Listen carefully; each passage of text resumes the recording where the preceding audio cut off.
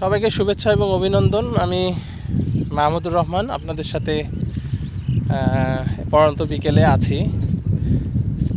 তো কিছুক্ষণ আগেই আমাদের ওই দূরে সোভান ভাই, ভাতশালার অধিবাসী, উনি পাট নিড়াচ্ছিলেন। তো ওনার সাথে কিছুক্ষণ কথোপকথন হলো।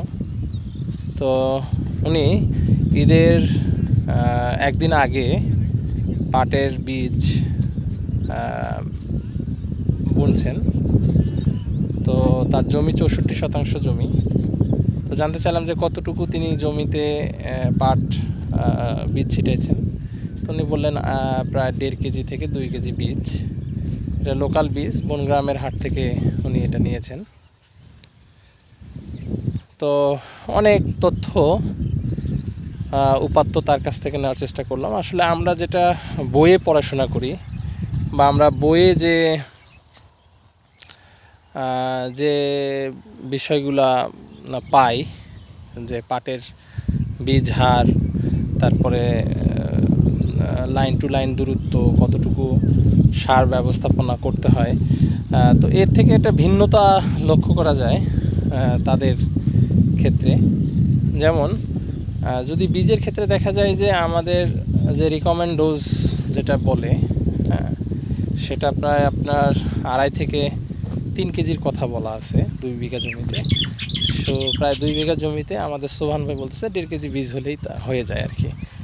তা উনি ওই পাতলা করতেছিলেন, যেহেতু 1 মাস বয়স, চারার বয়স হয়েছে, একটু নিড়ানি দিচ্ছিলেন এবং পাতলা করতেছিলেন তিনি।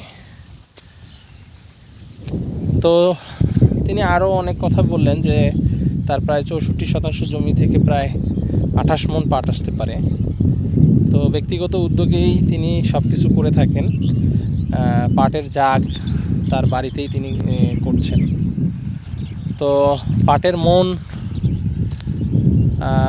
এখন হয়তো গত বছর তো 3500 টাকা ছিল, তো এবছর ওনারা আশা করতেছেন যে 4,500 থেকে 5,000 টাকা মন হতে পারে। তো পাটে আসলে কি তাদের ইনভেস্টমেন্ট কম, কিন্তু দেখা যায় যে পরিশ্রম আছে, মানে বেশ পরিশ্রমের কাজ। পাট কাটা, পাট জাগ দেয়া, সেখানে পাটের আঁশ ছড়ানো থেকে শুরু করে অনেক পরিশ্রমের কাজ আছে সেখানে। তো এটাই এই ওভারঅল বিষয়গুলোই তার মাধ্যমে জানতে পারলাম। তো ধন্যবাদ সবাইকে। আমি বিদায় নিচ্ছি, মাহমুদুর রহমান, আজকে এই বিস্তীর্ণ এই পড়ন্ত বিকেলের এই মাঠ থেকে।